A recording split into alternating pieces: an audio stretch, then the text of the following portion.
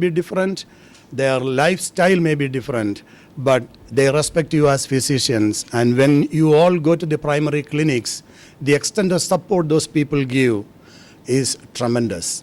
So we need to give something back to them. We have extended our service and help in many areas, many areas. We provide all kind of health service, conducting medical camps and going to the primary clinics and providing free service. All those things we have done.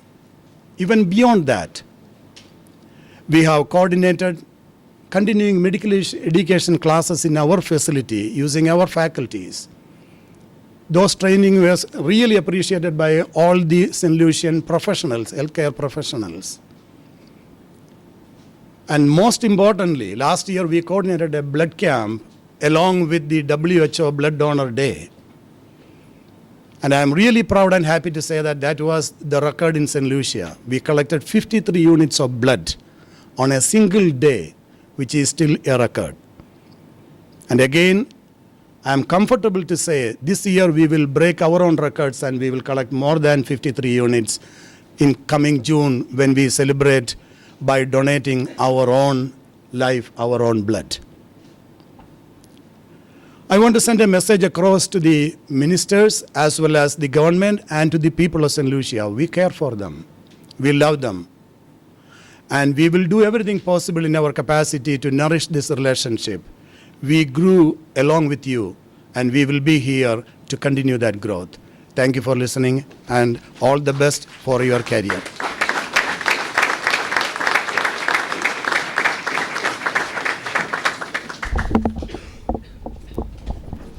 So here's Dr. Sones for the student oath.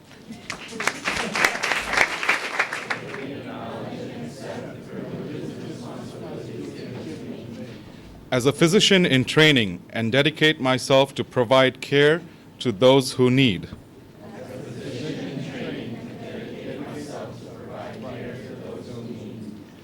I approach all aspects of my education with honesty and integrity, embrace opportunities to learn from the patients, teachers, and colleagues.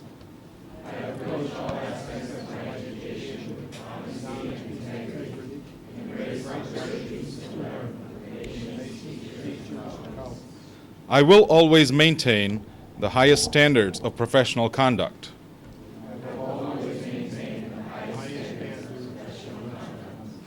I will certify only that which I have personally verified, and I will never receive nor give unauthorized assistance on examinations.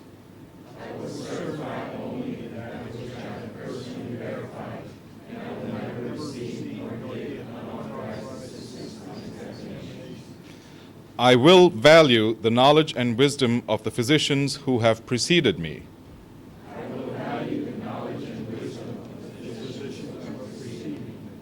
I will recognize my weakness and strengths and strive to develop those qualities that will earn the respect of my parents, my colleagues, my family, and myself.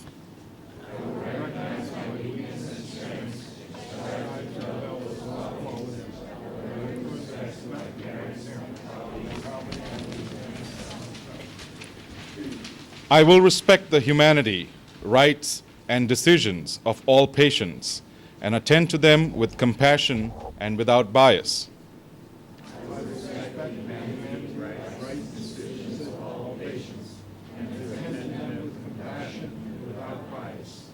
I will maintain patient confidentiality and be tactful in my words and actions.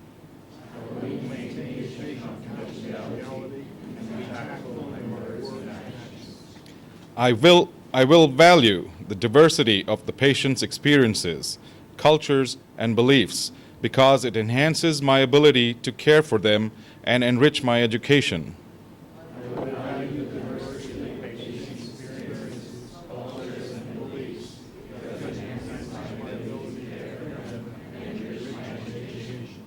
I will not forget that there is an art to medicine as well as a science, and the warmth, sympathy, and understanding are integral to patient care.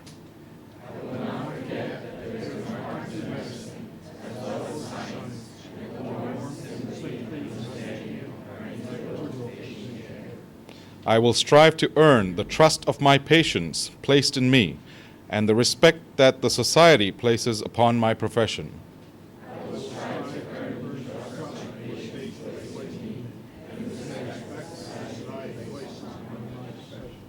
I will recognize the privileges afforded to me as a physician in training and promise not to abuse them.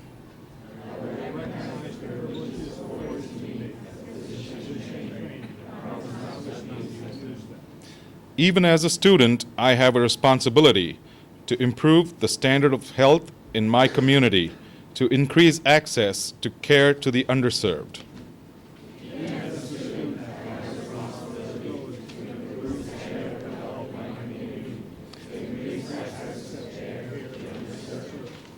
And to advance medical knowledge.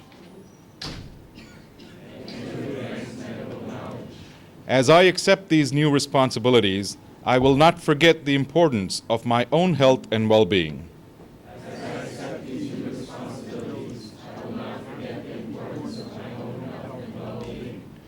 I will continue to value my relations with those who have supported me in the past and those who will share my future.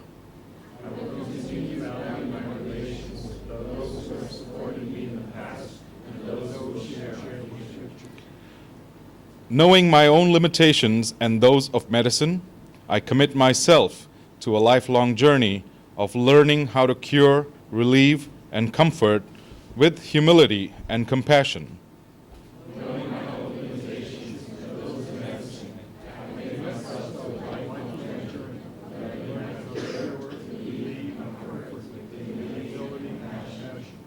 I make these promises solemnly, freely, and upon my honor.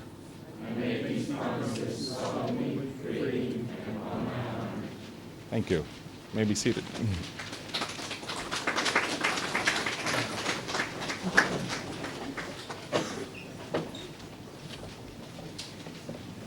Up next, we will have Honorary Senator Dr. Stephen King. Dr. King, MBBS, FRCPC, is a senator appointed by the government of St. Lucia. Dr. Stephen King is the former Chief Medical Officer and RISE co-founder. He is a champion of youth education, healthcare, and constitutional reform. I'm a pathologist, and I never started out to be a pathologist. I grew up in a medical family. My father's a surgeon. My uncle was an internist. And I guess I was always around doctors, although that was not what I wanted to be at the beginning. I wanted to be in agriculture, but things as they went along, and I wanted to be an engineer, got into engineering school, and then said, no. And I ended up back in medicine. I've never regretted that move, because I do agree with what was being said here today. It is the most noble profession. There's nothing greater than medicine. However, it's how you approach it. Medicine is so much and can do so much for you in your life as you can do so much for others in their lives with the knowledge that medicine gives you. That ability to help people, help them in their need, their pain, their suffering, their cure, if you can, preventing them from suffering, preventing illnesses if you can, and all of that it encompasses is so great. I remember one time as Chief Medical Officer traveling to Houston, Texas with the then Minister of Health, Honorable Sarah Flood Boburn, and meeting George Foreman at a time when I was a bit frustrated, I would say, disheartened somewhat with what was happening in healthcare in St. Lucia. And of course, being part of the process had me that much more distressed. And he told me, isn't it great, Dr. King, that you can earn a living helping God's greatest creation? And I stopped for a minute and said, oh, that's very true. That's very true. As doctors, we have a great privilege. But along with that comes great responsibility. And I think that responsibility, first and foremost, starts with us being, as we say in the oath, humility. Medicine is a great leveler. As a doctor, it can be very humiliating, I can tell you. I have made mistakes in my own career as a doctor, and they can be, I can tell you, there's nothing more humbling than making a mistake as a doctor and having to live up to that. Because when you make a mistake, you earn up and you live up to it. That's part of integrity and honesty, which is what we need as doctors. It is a great leveler. It's a great teacher of character. So I want you to embrace that part of medicine. Embrace it as you step forward. It's also a great teacher of decision making. I think the greatest decision makers are actually doctors. But it's a well-kept secret. We allow politicians to make decisions. We allow all sorts of people to make decisions. But we doctors make decisions multiple decisions, all day. Decisions of great importance. Decisions that will affect the livelihood of people, the lives of people. And when I say the livelihood, it might be a simple decision as to go and get a CT scan at $1,900. That affects somebody's livelihood. So it can also, of course, be so significant as let's not do the CT scan, and then, of course, 2 days later you hear about somebody getting a postmortem. You know what I mean? Decisions. So decision making is something that I want you to really work on. The art of decision making, the science of decision making. In public health, we have a saying, the public health approach. We say if there's a problem, we analyze the problem, we beat it to death, in other words, we analyze it this way and that way, we identify best practices, see which ones apply, we develop a plan, we apply that plan, we monitor, we evaluate that plan, we adjust it accordingly, and so on. Now, when you think about it, that is how we approach our patients' problems as well. Or that's how we should be approaching them. So that's part of our decision-making process. But of course, when you're dealing with a patient, the decision-making is far more complex than just a problem. You're not just dealing with a problem. You're not just dealing with coronary artery disease. You're not just dealing with pelvic inflammatory disease. You are dealing with a person, with a culture, with a set of issues that they bring to the table, good and bad, that they bring to the table with you. You're dealing with your own issues that you are bringing to the table. And then we're mixing them together. And in this mix of these two human beings with all their knowledge and issues and interactions, there they are. A decision is going to be made and something is going to happen, good or bad.